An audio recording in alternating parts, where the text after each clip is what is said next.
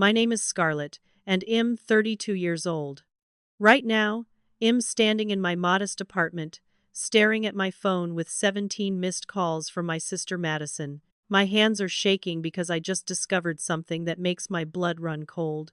My younger sister just bought an $85,000 luxury sports car with money that was never meant for this. That money was our late grandfather Raymond's inheritance, carefully left to Madison for her future, for education, for a home, for building a responsible adult life. And now, after blowing through every single penny on a car and designer shopping sprees, she's calling me non-stop, crying and begging me to cover her rent and utilities. The audacity is breathtaking. I never thought my own sister would become my biggest nightmare, but here we are. Before we dive into this whole mess, I'd love to know where you're watching from. Drop your city or country in the comments below. And if you've ever dealt with a family member who made terrible financial decisions and then expected you to bail them out, hit that like button right now, because you're going to relate to every single word of this story. Make sure you subscribe and turn on notifications because trust me, this journey gets wild and you won't want to miss what happens next. Now, let me take you back to where this nightmare really began. 3 months ago, we laid Grandfather Raymond to rest on a gray October morning that felt like the world itself was mourning. The funeral was small but dignified, held at the same church where Head attended services for over 40 years. I stood at the graveside with Madison, both of us clutching tissues, watching as they lowered the casket into the earth. My grief was overwhelming, a physical weight pressing down on my chest. Grandpa Raymond wasn't just our grandfather, he was our everything. When our parents died in a car accident 14 years ago, I was 12 and Madison was only 8. Grandpa stepped in without hesitation, sold his comfortable retirement condo, and moved into a modest house big enough for all 3 of us. He raised us, attended every school event, taught me to drive, helped Madison with her homework, and loved us fiercely even when we drove him crazy. He was the steady presence that kept us grounded when the world fell apart. Losing him felt like losing our parents all over again. 2 days after the burial, Madison and I sat in the office of Mr. Henderson, Grandpa's estate attorney. The office smelled like old books and lemon furniture polish. Henderson was a kind man in his 60s, with silver hair and reading glasses perched on his nose. He expressed his condolences again, then opened a folder and began reading Grandpa's will. My heart wasn't really in it. I was still numb, still processing the loss. Then Henderson said something that made both of us sit up straighter. Grandpa had left Madison $85,000 with very specific instructions. The money was designated explicitly for education, a down payment on a house, or starting a responsible adult life. Henderson emphasized those words, looking at Madison over his glasses. Then he turned to me. Grandpa left me the family home, the modest 3-bedroom house where we'd grown up, fully paid off and in my name. He also left me $20,000. At first, I felt a pang of something, not quite jealousy, but confusion. Why the difference? Henderson seemed to anticipate my question. He explained that Grandpa Raymond knew I was already stable and responsible. At 32, I had a solid career as an emergency room nurse, good benefits, and I'd always been careful with money. But Grandpa worried about Madison. She was 28, but had always been impulsive, jumping from job to job, spending money she didn't have, making decisions based on emotions rather than logic. He hoped this inheritance would give her a foundation to finally build a stable life. Madison's reaction in that moment seemed perfect. She teared up, reached over and hugged me tightly, and promised through her sobs that she would make Grandpa proud. She said she'd been thinking about going back to school for a business degree, maybe even buying a small condo. She thanked Mr. Henderson, thanked me for always being there for her, and seemed genuinely moved by Grandpa's faith in her future. I hugged her back, feeling a surge of hope. Maybe this would be the turning point for Madison. Maybe this money would be exactly what she needed to finally get her life together. We left the office that afternoon with our arms around each other, and for a brief moment, everything felt like it might actually be okay. But then, just 2 weeks after the funeral, I started noticing things on Madison's social media that made my stomach twist. She posted photos of shopping bags from high-end stores, designer handbags that cost more than my monthly car payment, pictures of elaborate meals at restaurants I couldn't afford on my nurse's salary. One photo showed her at a rooftop bar, cocktails lined up, the city skyline glittering behind her. The caption read, "Treating myself because I deserve it." I stared at that photo for a long time, feeling worry creep up my spine. I called her that evening, trying to keep my tone light and non-judgmental. When she answered, I could hear music and laughter in the background. I asked how she was doing, how she was holding up after Grandpa's death. She said she was managing, that she was actually feeling better, treating herself to some nice things to cope with the grief. I gently brought up the posts, suggesting maybe she should be careful with the inheritance money, perhaps meet with a financial advisor to make a solid plan. Her tone changed immediately. She became defensive, snippy. "It's my money, Scarlett," she said sharply. "I'm grieving. I deserve to treat myself a little.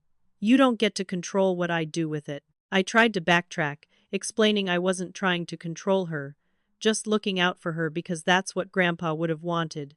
She cut me off. "You're not, Mom. Stop acting like it." Then she hung up. I sat there with the phone in my hand, feeling a knot of anxiety forming in my chest. But I told myself I was overreacting. Madison was an adult. Maybe she just needed to blow off some steam. Maybe after a few weeks, she'd settle down and make better choices. I decided to back off and give her space, hoping that she'd come to her senses on her own.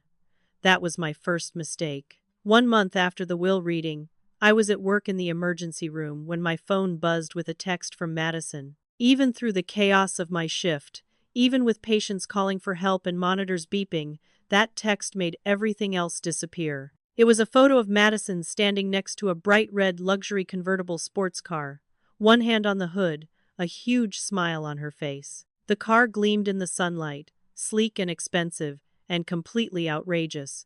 The caption read, "New baby, I deserve this." My heart dropped straight through the floor. I stepped away from the nurse's station, my hands shaking as I tried to call her. No answer. I called again. Nothing. I texted, "Madison, please call me. We need to talk." She responded with a smiley face emoji and nothing else. My entire shift was ruined. I couldn't focus. I kept thinking about that car, about Grandpa's money, about the very specific instructions in his will. The moment my shift ended, I drove straight to Madison's apartment complex across town. When I pulled into the parking lot, there it was. The red convertible, parked in a spot right by the entrance like a showpiece. The sight of it made me feel physically sick. I got out of my car and walked up to Madison's second-floor apartment, my heart pounding. I knocked, and after a moment, Madison opened the door. She was wearing expensive new clothes, her hair freshly styled. "Scarlett, what are you doing here?" she asked, looking surprised but not particularly happy to see me. I pushed past her into the apartment. "We need to talk about that car," I said, trying to keep my voice steady. Her expression immediately turned defensive. "Oh, here we go," she said, crossing her arms. "I knew you'd have a problem with it." I asked her why she bought it, why she needed a luxury sports car when she had a perfectly good vehicle. She rolled her eyes. "That old thing, it was falling apart. I needed reliable transportation. That was a lie." It helped her get that car serviced just 6 months ago. It was running perfectly fine. I confronted her with this fact, and she waved it away dismissively. "Well, it didn't feel reliable to me. And anyway, Grandpa would want me to be safe and happy." I felt anger rising in my throat. "How much did that car cost, Madison?" I demanded. She hesitated, looking away. "That's really none of your business," she said quietly. "It absolutely is my business," I shot back. "That money was supposed to be for your future, for education or a house, not for a ridiculous car you don't need." She glared at me. "You sound just like Grandpa, always telling me what to do with my life, always judging my choices." Her voice rose. "I'm an adult, Scarlett. I can spend my inheritance however I want. I took a deep breath, trying to stay calm. Just tell me how much. She bit her lip, then finally muttered, 82,000, plus taxes and fees. The room spun. I actually had to grab the back of her couch to steady myself. You spent almost the entire inheritance on a car, I whispered. Almost all $85,000 on a single car. She lifted her chin defiantly. It's an investment. These cars hold their value. And I deserve something nice for once in my life instead of always scraping by. I couldn't believe what I was hearing. I tried to reason with her, explained that cars depreciate, that this was the opposite of an investment, that Grandpa specifically wanted her to use this money wisely. She wasn't listening. Her face got redder, her voice louder. You got the house, she shouted. You got a whole house, and you're mad that I bought one car? You're just jealous. I tried to explain that wasn't true, that I was worried about her future, but she was done listening. She walked to the door and opened it. Get out, she said coldly. You're not my mother, and you don't get to tell me how to live my life. Get out. I left, feeling completely defeated, and drove home with tears streaming down my face. That night, I barely slept, replaying the conversation over and over, wondering how everything had gone so wrong so fast. 2 weeks passed without a word from Madison. I tried calling a few times, but she never answered.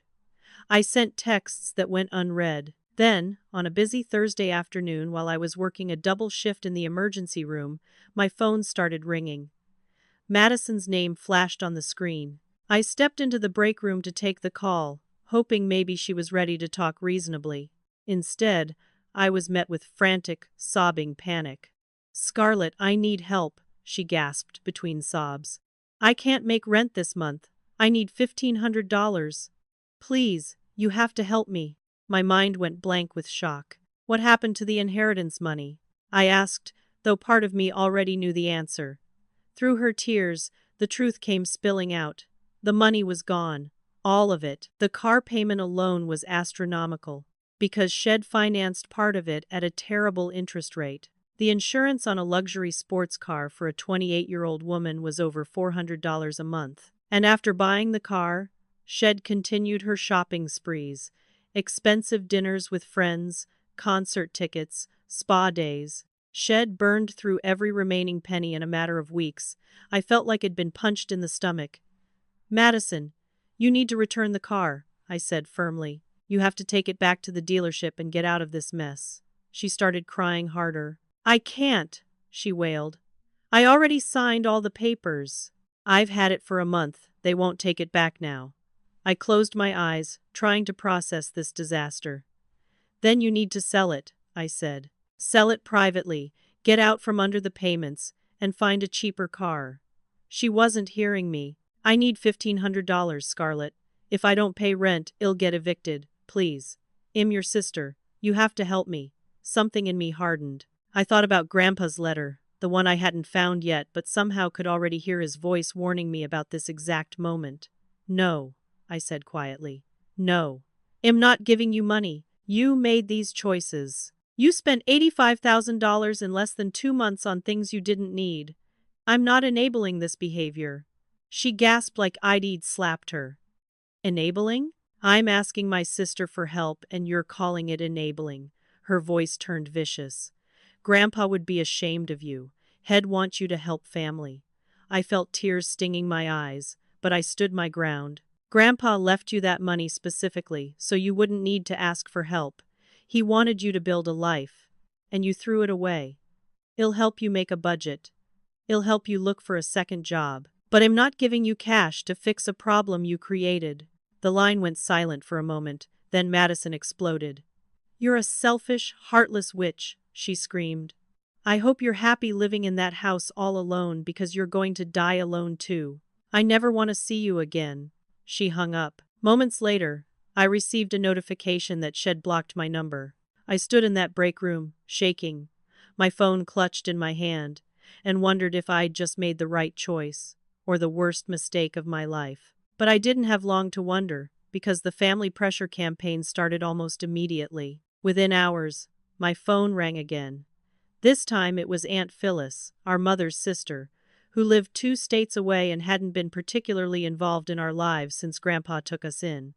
"Scarlett," she said in a tone that made it clear, she'd already decided I was in the wrong. Madison just called me in tears. She told me about Grandpa's will and how unfair it was, and how you're refusing to help her when she's struggling. What's going on? I took a deep breath and tried to explain. I told Aunt Phyllis the truth about the inheritance amounts, about the car, about Madison spending everything in weeks. But I could hear the skepticism in Phyllis' voice. "Madison said you're exaggerating about the car," Phyllis said. "She said it was a practical purchase, and you're just being controlling because Grandpa left you the house." No matter what I said, Aunt Phyllis had already chosen to believe Madison's version of events. "Family takes care of family," she said firmly, before hanging up. "I really think you need to reconsider helping your sister." Over the next few days, my phone didn't stop ringing. Cousins I hadn't spoken to in years were suddenly calling to lecture me about family loyalty. Family friends from Grandpa's church reached out, gently suggesting I was being too harsh. Every single person had heard Madison's story, the one where I was the greedy older sister who'd manipulated Grandpa into leaving me everything, and was now cruelly refusing to help Madison in her time of need. Nobody seemed to hear my side. I tried explaining to a few people, but the story had already spread too far, been repeated too many times. I was the villain in Madison's narrative, and she was very good at playing the victim. She even took to social media, posting vague messages about toxic siblings and how blood doesn't always mean family. She posted quotes about betrayal and trust. She never named me directly, but everyone who knew us understood exactly who she was talking about. I watched my reputation crumble in real time, watched mutual friends choose sides, watched the sympathetic comments pour in for poor Madison. Then, 3 weeks after Madison blocked my number, I received a phone call at work from a number I didn't recognize. When I answered, a gruff male voice said, "Is this Scarlett Morrison?" I confirmed it was. "This is Leonard Kowalski. I'm the landlord for the apartment at 872 Pine Street. You're listed as an emergency contact and co-signer for Madison Morrison." My blood went cold. "I never co-signed anything," I said immediately. There was a pause. "Well, I have paperwork here with your signature on it," he said. "And your tenant is 2 months behind on rent. That's $3,000. I need payment by the end of the week, or I'm starting eviction proceedings." I felt panic rising. "Mr. Kowalski, I need to see that paperwork because I absolutely did not sign anything." He agreed to email me a copy, and when it came through 20 minutes later, I stared at the screen in disbelief. There was my name, my address, my phone number, and a signature that looked like mine but definitely wasn't. Madison had forged my signature to get me on her lease as a co-signer. I immediately called Mr. Kowalski back and told him the signature was forged, that I'd never agreed to this, that I'd never even seen this document before. He sounded frustrated but said if that was the case, I'd need to pursue legal channels and he'd have to proceed with evicting Madison for non-payment. I told him to do what he needed to do. I wasn't paying $3,000 for an apartment I didn't live in because my sister forged my name. After I hung up, I sat in my car in the hospital parking lot and put my head in my hands. Madison hadn't just spent Grandpa's money recklessly. She'd actively tried to trap me financially by committing fraud. The sister I'd grown up with, the little girl I'd protected and cared for after our parents died, had just committed a crime against me without a second thought. That's when I truly understood how far Madison had fallen, and how far she was willing to go to avoid facing the consequences of her own choices. It was late on a Wednesday evening when I pulled into my driveway after a brutal double shift at the hospital. My feet ached, my back hurt, and all I wanted was to take a hot shower and collapse into bed. But as my headlights swept across the front porch, I saw a figure sitting on the steps. 2 large suitcases sat beside her. Madison. My heart sank. I parked and got out of the car slowly, every muscle in my body tense. "Madison, what are you doing here?" I asked, though I already knew the answer. She stood up, and even in the dim porch light, I could see her eyes were red and puffy from crying. I got evicted, she said, her voice small and broken. I have nowhere else to go, Scarlett. Please. I just need a place to stay for a little while. Every instinct in my body screamed at me to say no, to tell her to call one of the friends she'd been partying with, to figure it out on her own. But she was still my sister. She was still the little girl who'd clung to me at our parents' funeral. I was exhausted, emotionally drained, and I didn't have the energy to fight anymore. 1 week, I heard myself say. You can stay for 1 week, Madison. That's it. Her face lit up with relief. Thank you so much, she gushed, grabbing her suitcases. I promise it'll be out of your way. I'll get everything figured out. I unlocked the door and helped her bring her things inside. As I showed her to the guest room, the same room Shed slept in growing up, I laid down the rules. You need to look for a job every single day. You need to sell that car and get something affordable. And you need to start acting like a responsible adult. Those are the conditions for staying here. Madison nodded eagerly, promised she would do all of those things, hugged me, and thanked me over and over. I wanted to believe her. I really did. The first 3 days, I barely saw her. I was working long shifts, and when I came home, Madison would be in her room or out somewhere. But I started noticing things. The kitchen was a mess when I got home. Dirty dishes piled in the sink, even though Eid left it clean that morning. The food I'd bought for the week was disappearing at an alarming rate.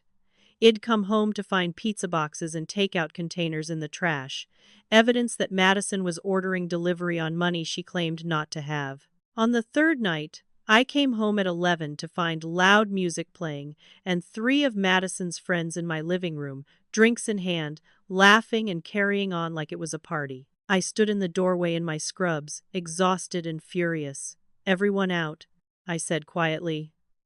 Now. Madison's friends looked uncomfortable and quickly gathered their things and left. Madison glared at me. That was so embarrassing, she hissed after they'd gone. They're my friends. I was too tired to argue. I just went to bed. The next morning, I noticed the red sports car was still parked prominently in my driveway. When I confronted Madison about it, asking why she hadn't listed it for sale yet, she gave me a dozen excuses. The market was bad right now. She was waiting for the right buyer.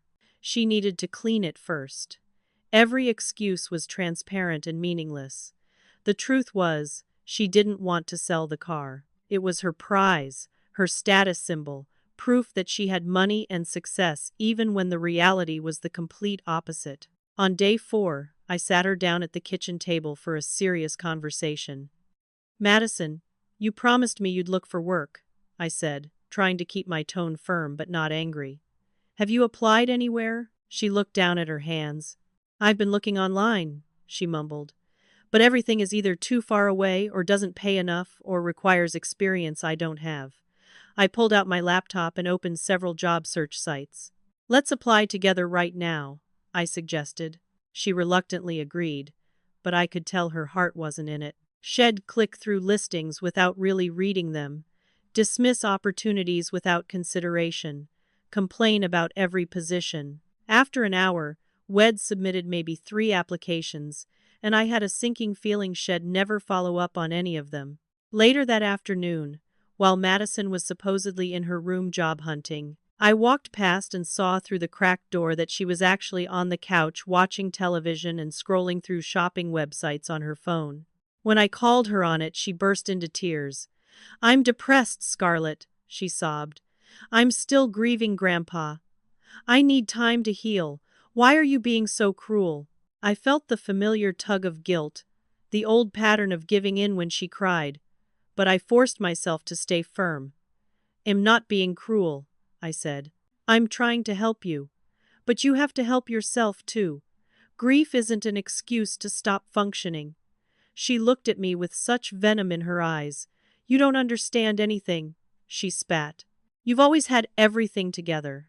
Perfect Scarlett, with her perfect job and perfect life. You don't know what it's like to struggle. Then she slammed the door in my face. On day 6 of what was supposed to be a 1-week stay, I made a terrible discovery. I was checking my credit card statement online during my lunch break at work when I saw charges I didn't recognize. My heart started racing as I scrolled through them. $1,500 in unauthorized purchases over the past 3 days. High-end clothing stores. A fancy salon. Multiple food delivery services. Online shopping sites. Every single charge was made while I was at work, and Madison was supposedly at home job hunting. I felt like I might throw up right there in the hospital break room. I immediately called my credit card company and reported the fraud. Then I left work early and drove straight home. Madison was in the living room painting her nails when I burst through the door. "Did you use my credit card?" I demanded, my voice shaking with rage. She didn't even have the decency to look guilty. "I was going to tell you," she said casually, blowing on her wet nails. "I borrowed it to get a few things I needed. I'm going to pay you back." I couldn't believe what I was hearing. "Borrowed? You stole my credit card and spent $1,500 without asking me. That's not borrowing, Madison. That's theft." She rolled her eyes. "Don't be so dramatic. We're sisters. What's yours is mine, right?" I walked over and stood directly in front of her. "Where is my card right now?" I asked, my voice deadly calm. She pointed to her purse on the counter. I grabbed it, found my credit card tucked in her wallet, and put it back in my own wallet with shaking hands. "Pack your things," I said. "You're leaving, now." That's when Madison's whole demeanor changed. She jumped up, suddenly aggressive. "You can't kick me out," she screamed. "I have nowhere to go. What kind of sister are you?" I stood my ground. The kind who just got her credit card stolen by her own sister. "Pack your things. If you're not out in an hour, I'm calling the police and pressing charges for credit card fraud and identity theft." Her face turned red, then purple with rage. The screaming match that followed was unlike anything Wed ever experienced. She called me every horrible name she could think of. She accused me of being heartless, selfish, cruel. She said Grandpa would be disgusted by me. She said our parents would be ashamed. Every word was designed to cut as deep as possible, to make me feel like the villain. But I didn't back down. "You have 55 minutes now," I said coldly. "Start packing." As she threw her clothes into her suitcases, still screaming at me, she played her final card. "I'm going to tell everyone the truth about you," she hissed. "I'm going to tell the whole family that you abused me, that you kicked me out onto the streets when I had nothing, that you're a monster. No one will ever believe your side again." Then she dragged her suitcases out the door. But before she left, I noticed she grabbed my expensive winter coat from the front closet, the one I'd saved up for months to buy, and several framed family photos from the mantel. She was stealing from me even as she walked out the door. After she left, I locked the door behind her, walked to my bedroom, and for the first time since this whole nightmare began, I broke down completely. I sobbed until I had no tears left, until my chest hurt and my head pounded. I questioned everything. Was I being too harsh? Should I have been more patient? Was I failing as a sister, as a family member? I lay awake all night, replaying every conversation, every choice, wondering if I was doing the right thing or making a terrible mistake. The next morning, I woke up to my phone buzzing non-stop with notifications. With dread in my stomach, I opened social media to find that Madison had posted a long, detailed story painting herself as the victim of my cruelty and greed. According to her post, I had manipulated Grandpa Raymond into changing his will to favor me. She claimed I'd stolen her inheritance, forced her into homelessness, and committed fraud to keep her from getting what was rightfully hers. She said I'd let her stay at my house only to verbally and emotionally abuse her, then kicked her out with nowhere to go. The post was full of half-truths and outright lies, but it was written so convincingly, with just enough real details mixed in, that anyone who didn't know the full story would absolutely believe her. The comments section was full of support for Madison and hatred for me.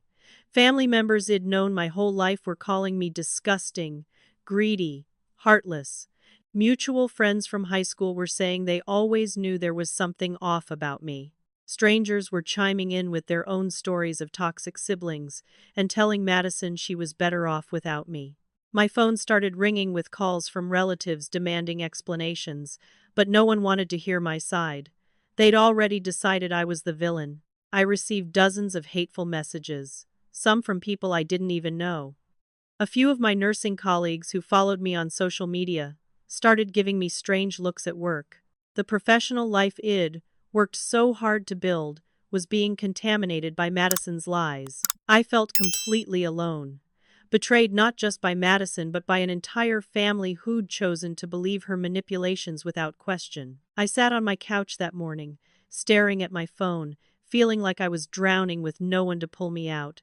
I considered responding publicly, defending myself, posting screenshots of the credit card fraud and forged lease documents. But something stopped me. Engaging would just make it worse, turn it into a public battle that no one would really win. So I said nothing, which somehow made me look even more guilty in everyone's eyes. Then, late that afternoon, my phone rang with a number I didn't recognize. I almost didn't answer, expecting another angry relative, but something made me pick up. "Hello," I said cautiously. "Scarlett, my dear, this is Walter Finch," came a warm, elderly voice. "I was your grandfather's closest friend. I don't know if you remember me." I did remember him. Walter had been at the funeral, a kind man in his 70s who'd given a beautiful eulogy about Grandpa. "Yes, of course I remember you, Mr. Finch," I said. "Please, call me Walter," he said gently. "I'm calling because I saw what Madison posted on social media, and I need you to know that I don't believe a word of it." I felt tears spring to my eyes. "Thank you," I whispered. "You have no idea how much I needed to hear that." Walter sighed deeply. "Your grandfather and I were friends for over 40 years, he said. "We had coffee together every Sunday morning. He talked to me extensively about his worries regarding Madison, especially in the months before he passed." My breath caught. He did. Walter's voice was sad but firm. "Raymond loved both of you girls more than life itself. But he wasn't blind to Madison's patterns. Had been enabling her for years, giving her money when she got into trouble, bailing her out of bad situations, always hoping she'd change. But she never did. The guilt he felt over your parents' death made him soft with her, and he knew it. That's why he structured his will the way he did. He specifically told me he was leaving you the house because he knew you'd be stable and responsible, and he was leaving Madison a lump sum hoping it would force her to learn financial responsibility and planning." Hearing this from someone who'd known Grandpa so intimately was like a weight lifting off my shoulders. "He predicted this would happen," Walter continued. "He told me that if Madison blew through the money, she'd probably try to blame you or manipulate the family. He made me promise that if things got bad, I'd reach out to you and let you know you were doing the right thing by setting boundaries." I was crying openly now, relief and grief mixing together. "I've been questioning everything," I admitted, "wondering if I'm being cruel, if I should just help her." Walter's voice was kind but firm. "You're not responsible for saving Madison from herself, Scarlett. Your grandfather understood that enabling someone isn't love. It's preventing them from growing. Madison needs to face the consequences of her choices, or she'll never change. You standing firm is the most loving thing you can do for her, even if she can't see it now." We talked for over an hour. Walter shared stories about Grandpa, about conversations that had, about how much Grandpa respected and admired the woman he'd become. He told me that Grandpa kept detailed journals and financial records of all the times he'd helped Madison over the years, thousands and thousands of dollars given and never returned. "If you need evidence of the pattern," Walter said, "you should look through your grandfather's belongings. He kept everything documented."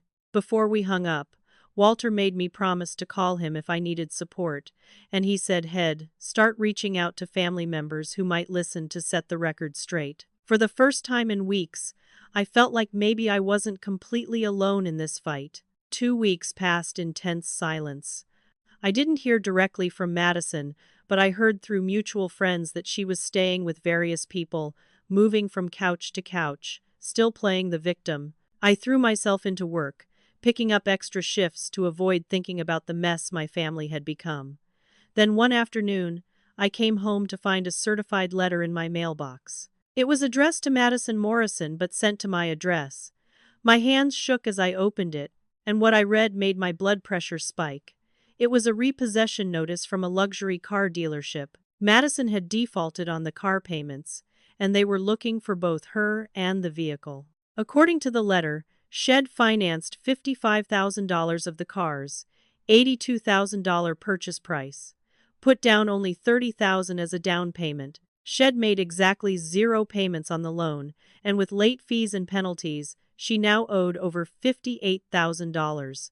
The dealership was actively searching for the car to repossess it. But the part that made me furious was that Madison had listed my address as her primary residence on the loan application. The dealership thought she lived here, thought I might know where the car was.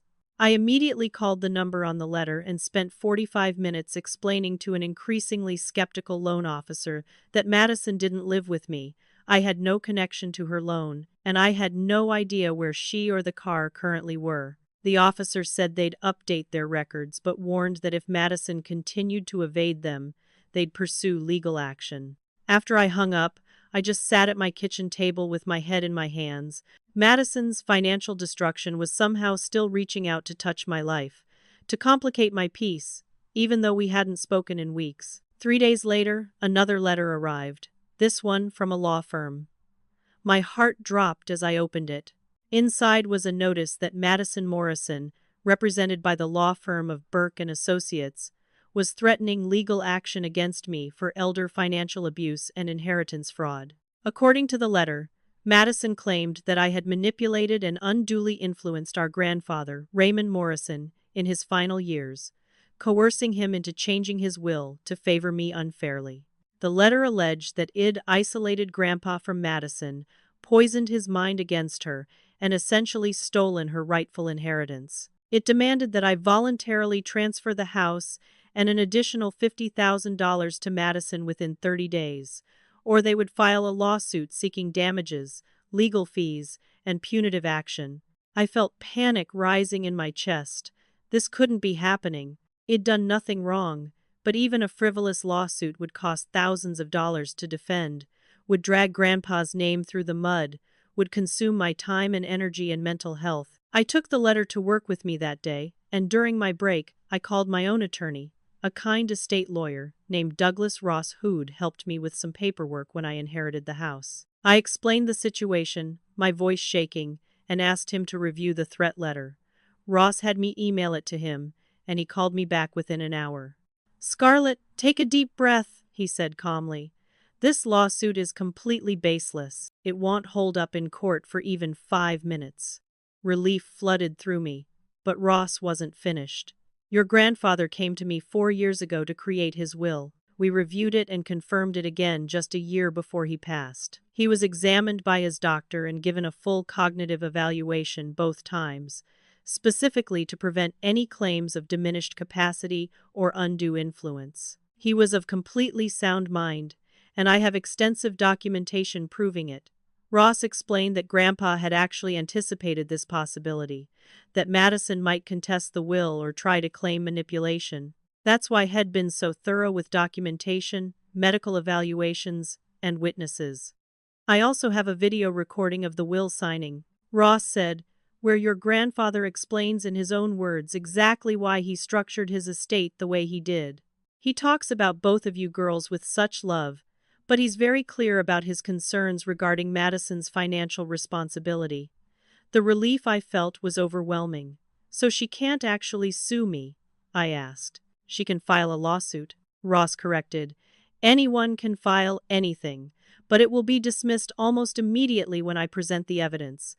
The bigger question is whether you want to countersue for harassment and legal fees." I thought about it for a long moment. Part of me wanted to fight back, to make Madison face consequences for once. But mostly I just wanted it all to end. "I just want this to stop," I told Ross. "I don't want to countersue unless I have to." He agreed to send a detailed response to Madison's attorney, including copies of the medical evaluations, witness statements, and other evidence that would make it clear any lawsuit was doomed to fail. "Once they see what we have," Ross said, I doubt they'll proceed. Most attorneys won't pursue a case this week unless they're being paid up front, and given Madison's financial situation, I'm guessing she's convinced someone to take this on contingency. When they see they can't win, they'll drop it. That evening, I got a call from Taylor, a mutual friend Madison and I had known since high school. "Scarlett, I need to talk to you about Madison," Taylor said, her voice full of concern. "She called me yesterday, and she's in really bad shape. She said she's been living in her car, showering at a gym, barely eating. She's desperate, and she asked me to reach out to you to see if you'd be willing to help her get back on her feet." My first instinct was sympathy, concern, the old familiar urge to rescue my little sister.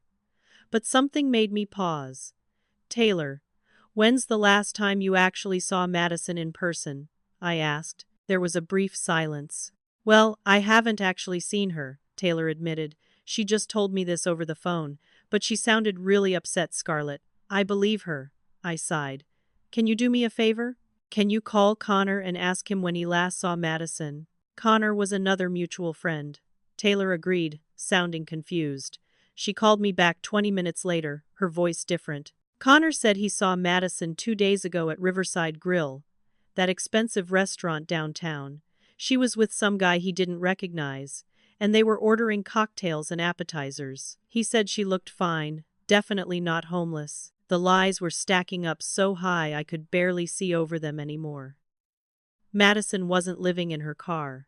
She was bouncing between friends' couches and apparently had found a new boyfriend to mooch off of. She was still playing the victim, still manipulating everyone around her, still refusing to take any responsibility for the disaster she'd created. The attacks continued in ways I never could have anticipated. 2 weeks later, I was in the middle of an intense shift in the emergency room when our unit coordinator pulled me aside. "Scarlett, there's someone here from Child Protective Services asking to speak with you," she said quietly. My mind went completely blank. "CPS? There must be some mistake. I don't have any children."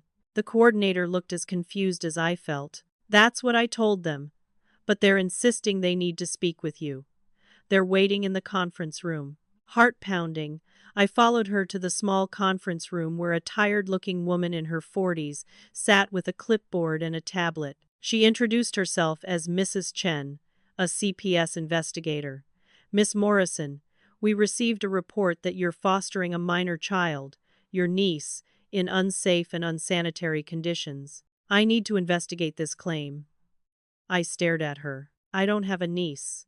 My sister Madison doesn't have any children. There are no children living in my home or in my care. Someone has filed a false report."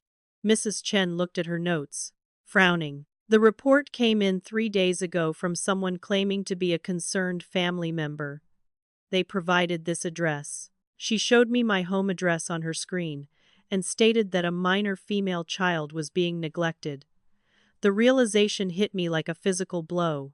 Madison had filed a false CPS report to harass me, possibly to damage my nursing career. "This is completely false," I said, trying to keep my voice steady despite the rage building inside me. "I live alone. There are no children in my home. This is part of an ongoing harassment campaign by my sister, who I recently had to remove from my home for theft and fraud." "Mrs. Chen studied my face carefully. "I still need to conduct a home visit to verify the claim is false," she said. "It's standard procedure. Can we schedule a time this week?" We arranged for her to come to my house that evening after my shift.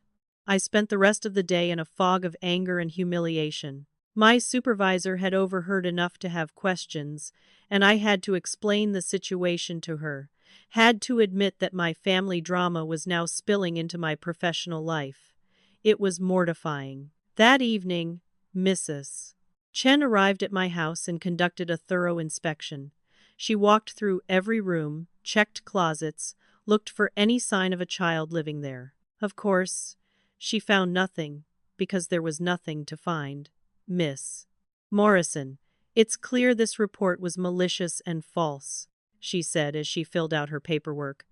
I'm going to document this as an unfounded claim, and am noting in my report that this appears to be harassment. I'd strongly suggest you file a police report for this. Filing a false CPS report is a serious offense. After she left, I sat on my couch and just stared at the wall. I couldn't believe how far Madison was willing to go. This wasn't just about money anymore. She was actively trying to destroy my reputation, my career, my entire life. I felt like I was being attacked from every direction with no way to defend myself. I barely slept that night, jumping at every sound, anxiety coursing through my veins. The next day, I had to work another double shift. I was exhausted, running on caffeine and adrenaline, and when my shift finally ended at 11 that night, all I wanted was to go home and collapse. I walked out to the hospital parking lot, which was dimly lit and mostly empty at that hour. I was halfway to my car when I heard my name being called. Scarlett. I turned to see Madison stumbling toward me from between two parked cars. Even from a distance, I could tell she was intoxicated. Her walk was unsteady, her words slurred. Madison, what are you doing here? I asked, alarm bells ringing in my head. She got closer, and I could smell alcohol on her breath. Her eyes were red, her makeup smeared.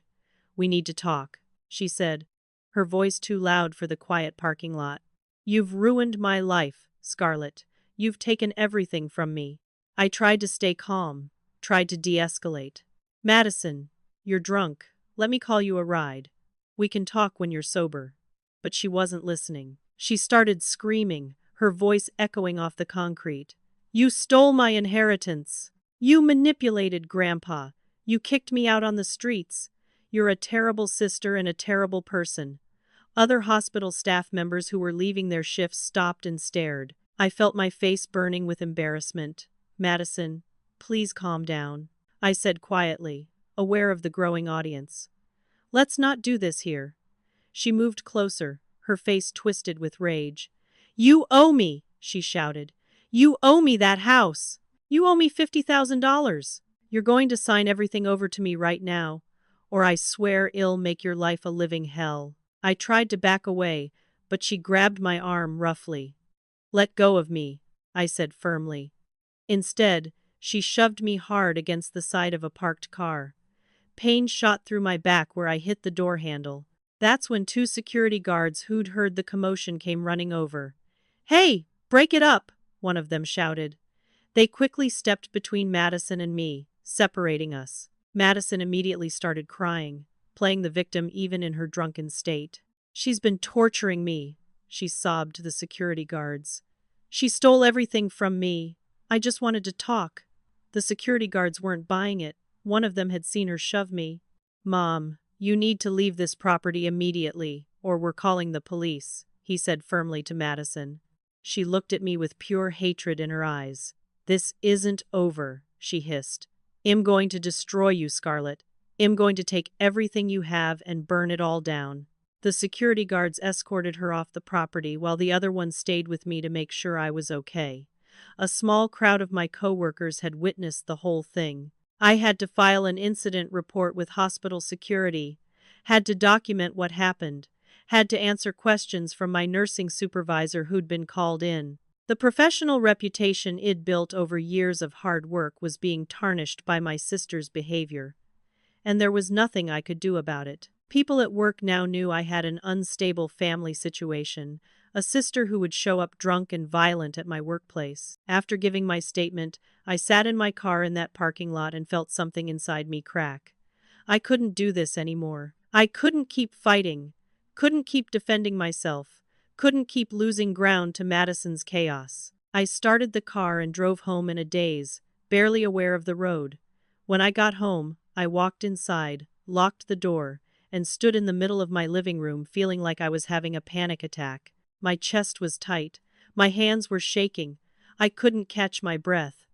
For a brief, terrible moment, I actually considered just giving Madison whatever she wanted. Maybe if I took out a loan, gave her $20,000 or $30,000, she'd leave me alone. Maybe I could buy peace, even if it meant enabling her destruction. My hand hovered over my phone, ready to text her, ready to surrender. But then my eyes fell on a framed photo of Grandpa Raymond sitting on the mantel. He was smiling in the picture, taken at my nursing school graduation.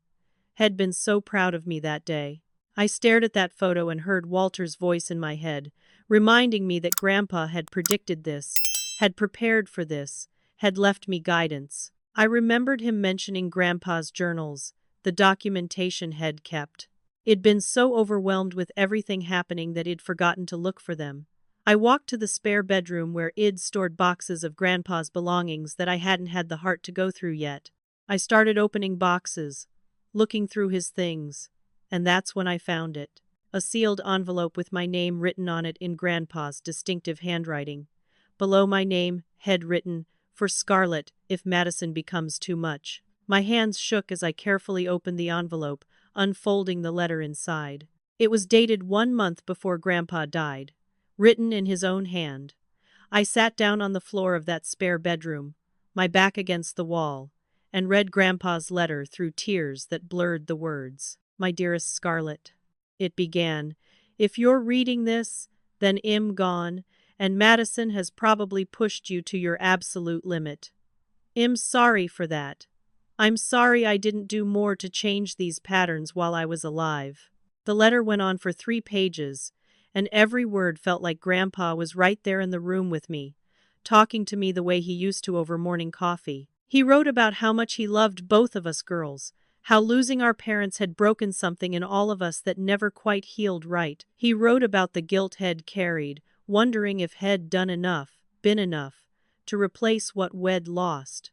"But I see now," he wrote, "that my guilt made me weak with Madison. I enabled her because I felt responsible for everything bad that had happened to her. Every time she got into trouble, I bailed her out. Every time she made poor choices, I softened the consequences. I told myself I was helping her, but I was actually preventing her from growing up and learning to stand on her own feet." Grandpa detailed specific instances over the years where Head given Madison money, thousands and thousands of dollars for emergencies that were never really emergencies, for problems she'd created herself. He wrote about the conversations Head had with her, trying to encourage responsibility, only to have her promise to change and then repeat the same patterns weeks later. "I've given her over $40,000 in the past 5 years alone," he wrote, "and she has nothing to show for it. Not savings, not investments, not even memories of experiences worth having. It all just disappeared into a void of impulsive decisions and blame shifting." Reading those words was like finally having someone validate everything I'd been experiencing and feeling. I wasn't crazy. I wasn't cruel. The patterns I'd seen were real and long established. "Scarlett, I structured my will the way I did for very specific reasons," Grandpa continued. "I left you the house because I know you'll take care of it, because you've proven yourself to be responsible and stable, and because you deserve security after everything you've been through. I left Madison a lump sum, hoping, perhaps foolishly, that it would force her to plan, to budget, to make decisions about her future. I hoped having a significant amount all at once, with the responsibility of making it last, might be the wake-up call she needed." His words grew more somber. "But I'm a realist, sweetheart. I know there's a very good chance Madison will blow through that money quickly and then come to you for help. If she does, I need you to hear this from me. You are not responsible for saving her from herself. You can love Madison without enabling her. You can care about her future without sacrificing your own peace and security. Setting boundaries is not cruelty. It's necessary, and it's healthy, and it's what I should have done years ago." I was sobbing as I read his next words. "I'm proud of the woman you've become. You put yourself through nursing school while working 2 jobs. You've built a life based on hard work and good choices. You've never asked me for handouts or expected anyone to rescue you from your own decisions. That strength and independence are gifts, and I don't want you to lose them trying to save someone who doesn't want to be saved." Grandpa's final paragraph was the permission I didn't know I desperately needed. "Take care of yourself first, Scarlett. Madison needs to learn consequences, and you need to let her. If she never learns, that's tragic, but it's not your failure. You've done nothing wrong. Remember that I love you, that I'm proud of you, and that the best way to honor my memory is to live a life of integrity and peace. Don't let anyone, including your sister, steal that from you." I sat on that floor and cried until I had no tears left. It was like Grandpa had reached across from beyond death to hold my hand and tell me I was doing the right thing. The guilt he'd been carrying, the constant question of whether I was being too harsh or too cold, finally lifted. Grandpa understood. Grandpa had dealt with the same patterns for years, and Grandpa was giving me permission to protect myself and my peace. The next morning, I called Mr. Henderson, the estate lawyer who'd handled Grandpa's will. "Mr. Henderson, this is Scarlett Morrison," I said when he answered. "I need to ask you about Madison's threat to sue me over the inheritance." There was a pause, then a knowing sigh. "I've been expecting your call, Scarlett. I actually received a letter from Madison's attorney last week.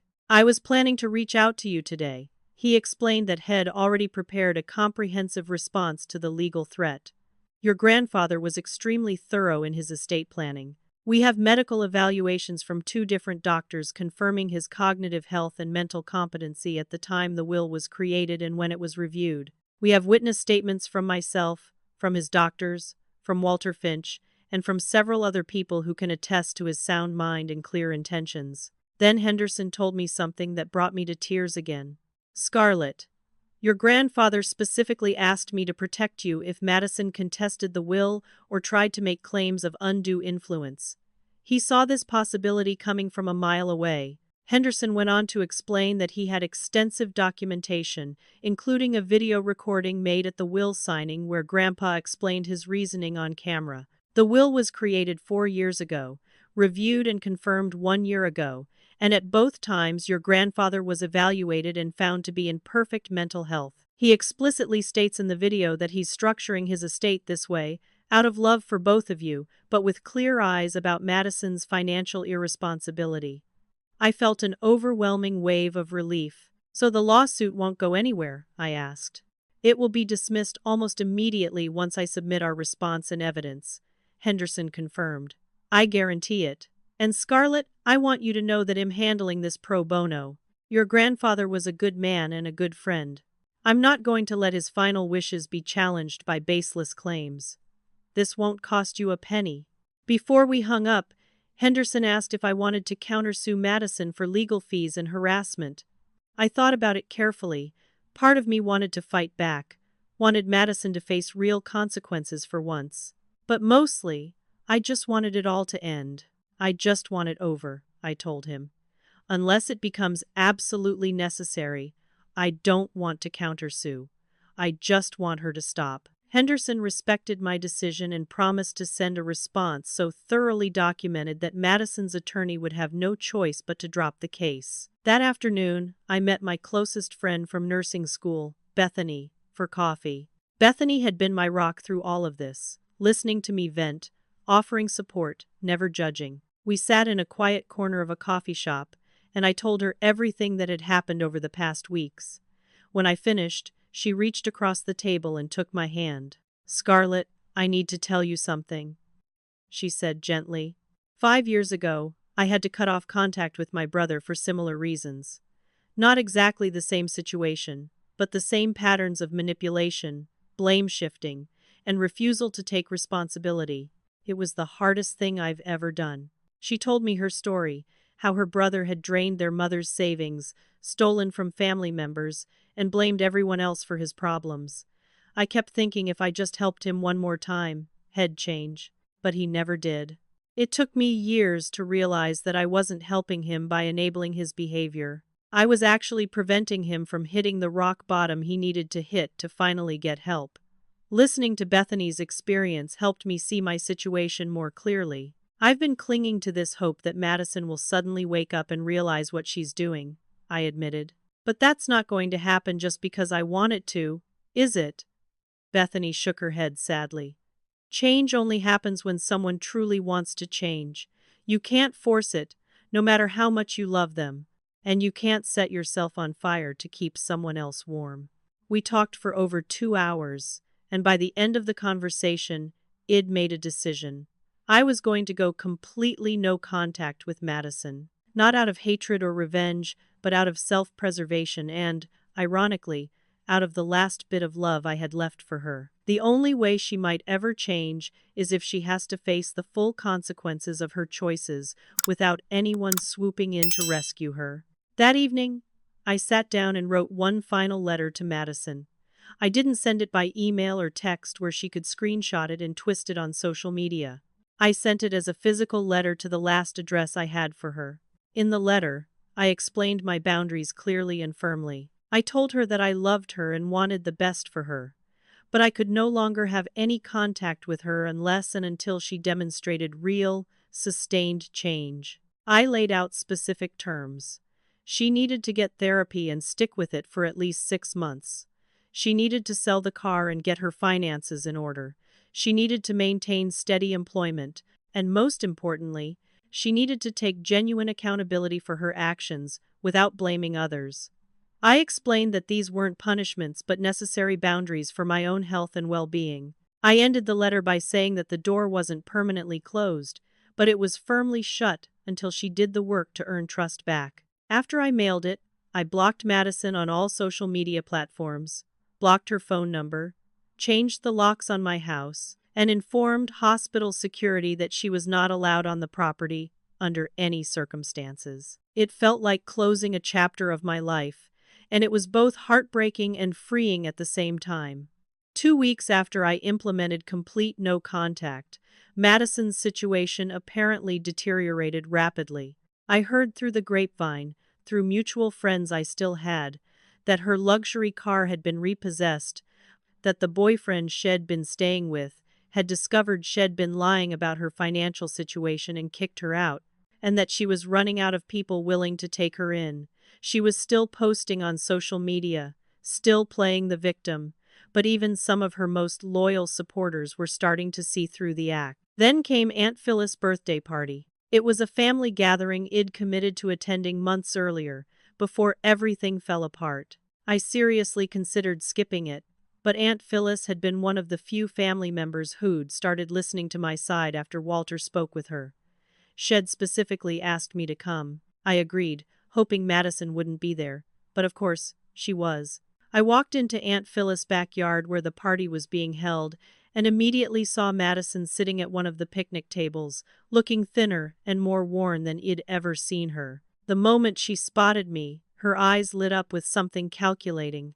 I realized with a sinking feeling that she'd planned this, that she'd known I'd be here, and had come specifically to ambush me in front of family. I tried to stay on the opposite side of the yard from her, talking with cousins and helping Aunt Phyllis set up food. But about an hour into the party, Madison stood up and walked to the center of the yard. "Everyone, can I have your attention, please?" she called out. The conversations died down, and all eyes turned to her. My stomach dropped. "I need to say something," Madison continued, her voice shaking with what sounded like emotion but I knew was performance. "These past few months have been the hardest of my life. I lost Grandpa. I lost my home. I lost everything. And the person who should have been there for me, my own sister, turned her back on me when I needed her most." All eyes turned to me. I felt my face burning but forced myself to stay calm. Madison wasn't done. "I just want my family to know the truth. Scarlett manipulated Grandpa into leaving her everything. She's been cruel and heartless, and all I've ever asked for is a little help to get back on my feet." Tears were streaming down her face now. "I'm not asking for much. I just want what's fair. I just want my sister to help me one last time." The family members were looking between us, some sympathetic to Madison, some uncertain. This was the moment she'd been building to, the public plea that would force me to either give in or look like a monster in front of everyone. I took a deep breath, pulled out my phone, and made a decision.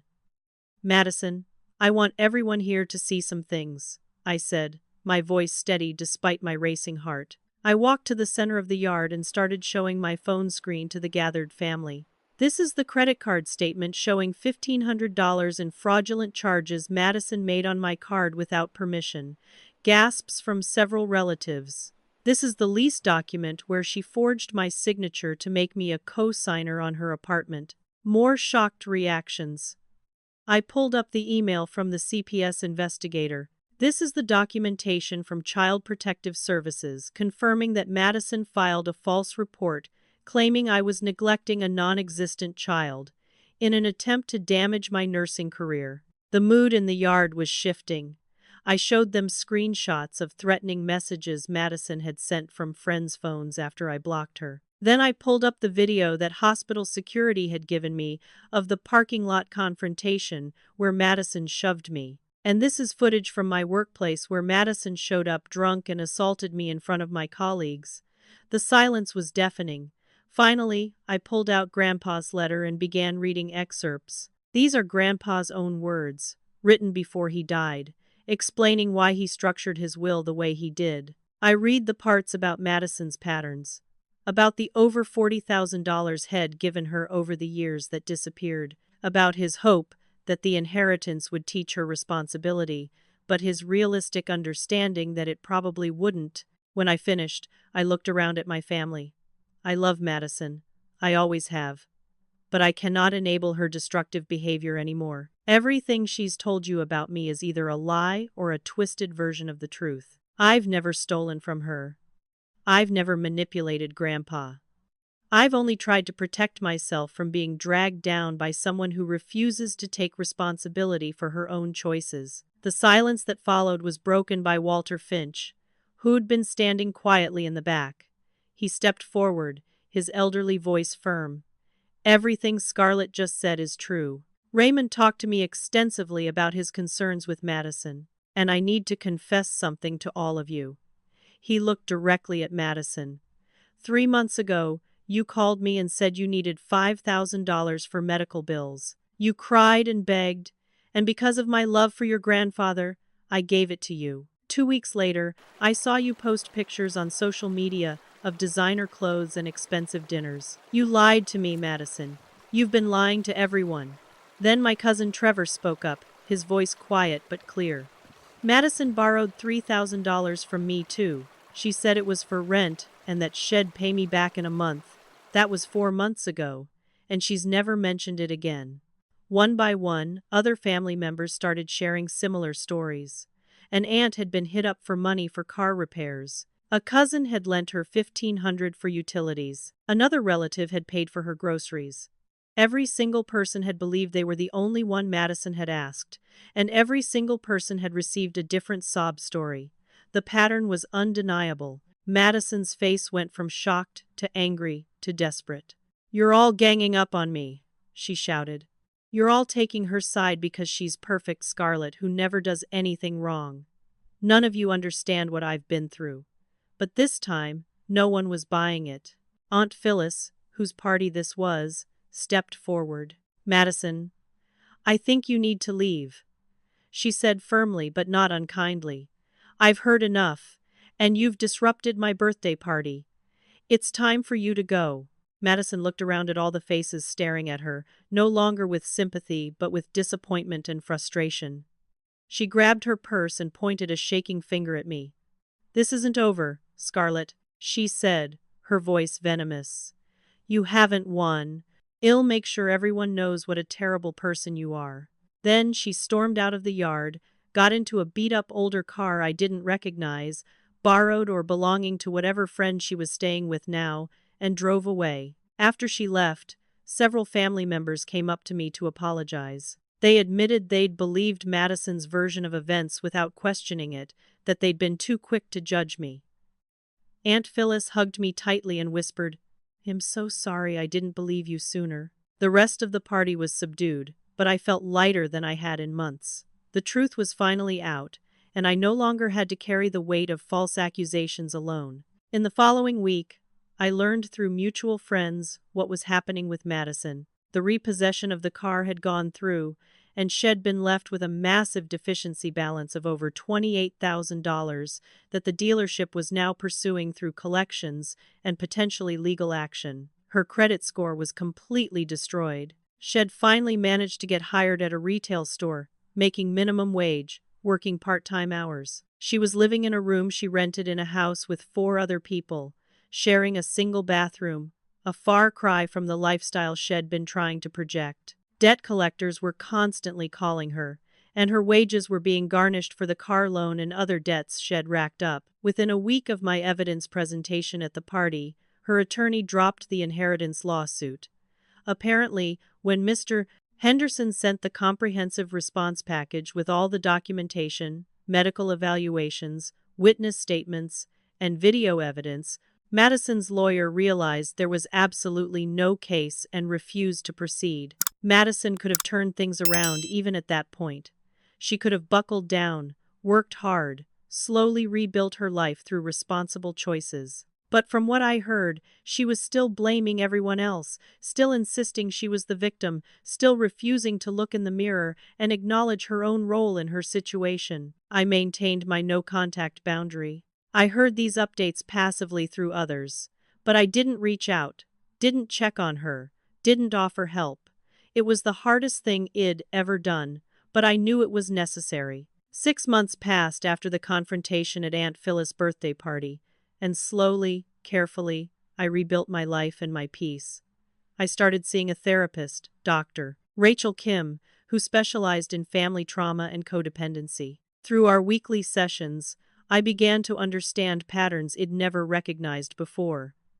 Dr. Kim helped me see how losing my parents at such a young age had shaped me in ways I'd never fully processed. At 12 years old, I'd essentially become a parent to my 8-year-old sister overnight. Grandpa had done his best, but he was grieving too, and had leaned on me to help with Madison. I'd been parentified, forced into a role I was too young for, and that dynamic had continued into our adult lives. I'd always felt responsible for Madison's well-being, for her choices, for her happiness. Learning to separate love from enabling, caring from caretaking, was difficult work but necessary. Dr. Kim taught me that I could care about Madison's future without sacrificing my own peace and security. I could hope for her recovery without taking responsibility for making it happen. Boundaries weren't walls built from hatred. They were bridges built from self-respect that others could choose to cross if they were willing to respect the terms.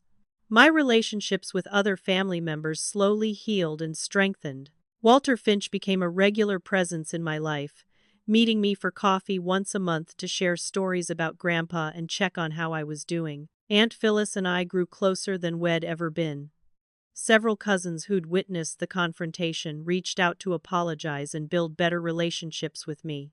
I realized that in losing Madison's toxic presence, I'd actually gained a healthier, more authentic family connection with people who respected boundaries and truth. At work, I excelled in ways I hadn't been able to when I was constantly stressed about Madison's next crisis. I received a promotion to senior emergency room nurse, a position I'd been working toward for years. I finally had the mental space to focus on my career, to invest in my own growth, to build the life I wanted, rather than constantly managing disasters I didn't create. I redecorated Grandpa's house, making it truly my own. I painted the walls, updated furniture, created a peaceful sanctuary that felt like home rather than a shrine to the past.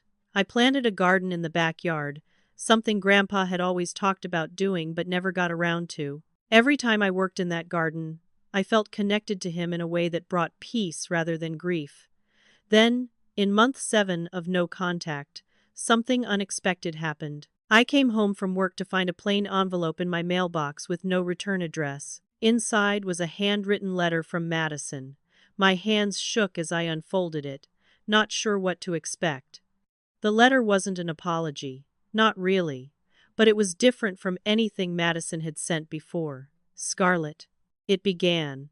I know you probably don't want to hear from me, and I'll understand if you throw this away without reading it. But I wanted you to know that I've been thinking a lot about everything that happened. I messed up. Life is harder than I thought it would be. Working full-time for minimum wage is exhausting, and am barely making ends meet.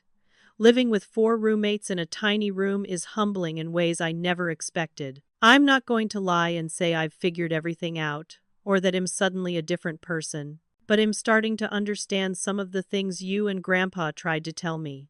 The letter continued for another page, describing her current situation without much self-pity for once. She was working 2 jobs now, the retail position and a weekend gig at a coffee shop. She was slowly paying off her debts, though it would take years at her current rate. She mentioned she'd started seeing a counselor through a low-cost community health program, though she didn't go into details. The letter ended with a tentative question. "I'm not asking for money or help or anything like that, but maybe sometime, if you're willing, we could talk. I don't know if we can ever fix this, but I'd like to try. No pressure. I'll understand if you're not ready or don't want to. I just wanted you to know I'm trying to do better." There was no manipulation in the letter, no blame shifting, no demands. It was the most honest communication I'd received from Madison in years, maybe ever. I didn't respond immediately. I sat with that letter for 3 weeks, rereading it, discussing it with Dr. Kim in therapy, thinking carefully about what I wanted to do. Finally, I wrote a brief response. I acknowledged that I'd received her letter and that I appreciated the honesty in it, but I also made my boundaries very clear. "Madison, I'm glad you're working and getting counseling. Those are important steps, but I'm not ready to resume contact yet. If we're ever going to have a relationship again, I need to see sustained change over time, not just words. I need you to complete at least a full year of consistent therapy, demonstrate financial stability and responsibility, and most importantly, show genuine accountability for your past actions without blaming others. This isn't a punishment, it's what I need to feel safe having you in my life again. I hope you understand. I'll always be your sister, but I have to protect my own peace and well-being first." I mailed the letter and felt a sense of peace with whatever happened next. If Madison took my terms seriously and did the work, maybe someday we could rebuild a healthier relationship. If she didn't, if she fell back into old patterns or gave up, then I'd made my peace with that too. My well-being was no longer dependent on Madison's choices. As I reflected on everything I'd been through over these months, I realized I'd learned lessons that changed the core of who I was and how I understood love and family. The first lesson was that boundaries are love, not cruelty. For so long, I'd believed that loving someone meant being available whenever they needed me, sacrificing my own needs to meet theirs, never saying no even when saying yes hurt me. But I learned that healthy love requires boundaries. Setting limits on what I would tolerate and what I would accept wasn't being mean or selfish. It was creating a framework where authentic, respectful relationships could exist. Boundaries protect both people in a relationship. They prevent resentment from building up, and they give the other person a chance to rise to the occasion and respect you properly. The second lesson was that you cannot save people from themselves. This was perhaps the hardest truth to accept. I'd spent years trying to save Madison from her own poor choices, and Grandpa had spent even longer doing the same. But the reality is that people only change when they genuinely want to change, when the pain of staying the same becomes greater than the fear of transformation. No amount of love, money, second chances, or rescue missions will change someone who doesn't want to change. Madison had to face her own consequences, had to hit her own rock bottom, had to make her own decision to do better. My job wasn't to prevent her from falling, but to maintain my own stability and be there if and when she genuinely decided to climb back up. The third lesson was that family doesn't mean accepting abuse. For too long, I'd operated under the belief that because Madison was my sister, because we were blood relatives, I owed her infinite patience and tolerance. But blood relation doesn't obligate anyone to endure manipulation, theft, lies, or cruelty. Real family, the kind worth having, treats each other with basic respect and decency. The people who truly love you will respect your boundaries, will take accountability when they hurt you, will want to treat you well. Being related to someone doesn't give them the right to damage your mental health, your financial security, or your reputation. The fourth lesson was to trust actions, not words. Madison had always been good with words. She could apologize beautifully, make promises sincerely, express remorse convincingly, but her actions never matched her words. She'd promise to change and then repeat the same patterns within days. I learned to stop listening to what people say and start watching what they do consistently over time. Words are easy. Changed behavior maintained over months and years is what demonstrates real growth and trustworthiness. The fifth lesson was about protecting your own peace. I'd spent so much time and energy trying to fix Madison's problems, defend myself against her accusations, and manage the chaos she created that I'd neglected my own well-being. I learned that I cannot pour from an empty cup, that taking care of myself isn't selfish but necessary. My mental health, my career, my sense of safety and peace, all matter just as much as anyone else's needs. Prioritizing my own stability enabled me to be genuinely helpful to others when appropriate, rather than being drained and resentful from constant crisis management. The sixth and perhaps most profound lesson was that grief and trauma aren't excuses for destructive behavior. Both Madison and I lost our parents tragically. Both of us were raised by Grandpa after that loss. Both of us experienced the same trauma, but we responded to it differently. I chose to work hard, build stability, and honor our parents and Grandpa through responsible choices. Madison chose to use the tragedy as an excuse for impulsive behavior, blame shifting, and refusing to grow up. Everyone faces hardship in life. Some face far worse than what we experienced. But our response to that hardship, the choices we make in the face of pain, that's what defines our character. Trauma explains behavior, but it doesn't excuse it indefinitely. I walked over to the mantel where Grandpa Raymond's photo still sat, the picture from my nursing school graduation. I picked it up and looked at his smiling face, feeling a connection that was warm rather than painful now. "Thank you, Grandpa," I whispered. "Thank you for the real inheritance. Not the house, though I'm grateful for that too. But thank you for teaching me about boundaries, about self-respect, about the difference between enabling and loving. I understand now why you did things the way you did. I understand that you were trying to teach both of us important lessons, even if only one of us was ready to learn them." I set the photo back down gently and looked around at the life it built. A peaceful home, a career I loved, relationships based on mutual respect and honesty, the freedom to make choices without constantly managing someone else's chaos. I thought about Madison and felt something I hadn't felt in months. Genuine compassion without the burden of responsibility.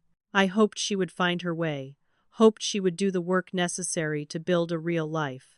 I was open to reconciliation if she truly changed, but I no longer needed her to change for my own happiness. The closing thought that had carried me through the darkest moments of this journey came back to me now as truth rather than just words. Sometimes the most loving thing you can do for someone is let them fall, and the most loving thing you can do for yourself is step aside and let them.